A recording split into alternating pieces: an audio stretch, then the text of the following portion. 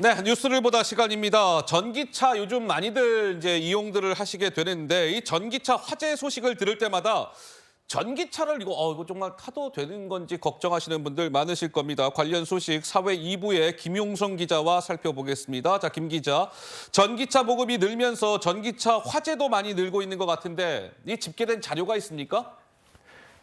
네, 현재 우리나라에서 운행 중인 전기차는 지난해 말 기준 39만 대, 충전기는 전국적으로 20만 개 정도로 파악되고 있습니다. 최근 3년간 소방의 전기차 화재로 접수된 건은 79건인데요.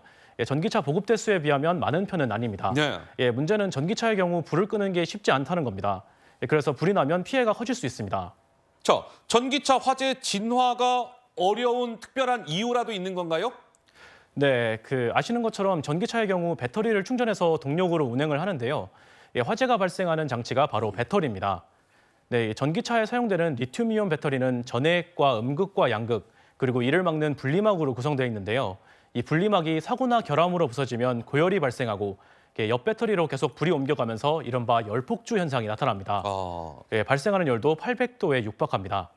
네, 이로 인해서 내부 온도를 지키기 위해서 수조에 통째로 차를 넣거나 특수 소화액으로 진화를 해야 됩니다. 진압에 걸리는 시간도 훨씬 오래 걸리고 그만큼 피해도 커질 수 있습니다. 지난달 30일 부산 아파트 지하 주차장에서 충전 중이던 전기차에서 불이 났는데 인근에 주차돼 있던 차량 5대도 타버렸습니다. 자, 김 기자가 말한 것처럼 요즘 아파트 지하 주차장에 이제 충전 시설이 많이 있는데 더 위험한 이유가 있을 것 같아요. 어떻습니까? 네, 그렇습니다. 앞서 말씀드린 전기차 화재 신고 중 29건, 그러니까 한 3분의 1가량이 주차장에서 발생했습니다. 특히 아파트 단지 내 주차장에서 설치된 충전기에서 충전을 하는 경우가 많은데요.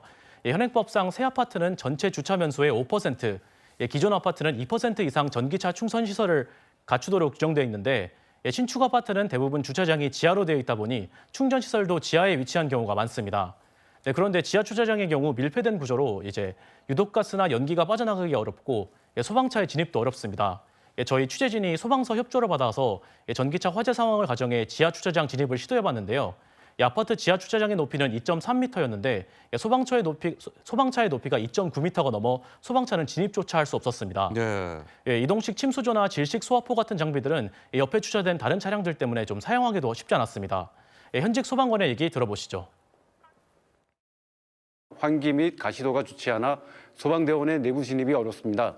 특히 야간에 주차된 차량들이 많아 공간이 협소하여 진압 장비를 전개하거나 활용하기에 많이 불편함이 있습니다.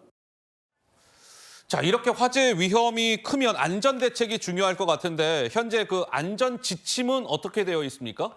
네, 지하 주차장에 위치한 충전 시설에 대해 방화벽과 바닥 스프링클러 설치, 질식 소화포 비치 같은 안전 기준이 있긴 한데요. 권고에 그치다 보니 강제성이 없어 한계가 있다는 지적이 나옵니다. 전문가의 얘기 들어보시죠. 우리나라는 이제 선진국하고 다르게 충전 시설이 또 지하에 많이 위치하다 보니까 위험성은 훨씬 더 클 수밖에 없습니다. 법적으로 좀 강제할 수 있는 그런 규정을 조기에 만들 필요가 있습니다. 네, 전기차 보급률이 늘면서 충전 시설도 빠르게 확충되는 상황인데요. 전기차의 성능이나 주행거리 못지않게 안전에 대해서도 발빠른 대처가 필요해 보입니다. 알겠습니다. 자, 뉴스를 보다 사회 2부의 김용성 기자였습니다. 잘 들었습니다.